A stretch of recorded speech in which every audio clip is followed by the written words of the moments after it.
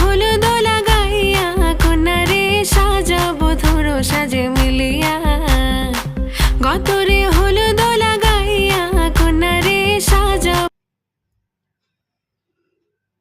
কিভাবে গ্রামের গায়ে হলুদে সবাই হাতে হাত লাগিয়ে একটা অনুষ্ঠান সুন্দর মতো করে ফেলতে পারে, আজকে আপনাদের সাথে সেটাই শেয়ার করব।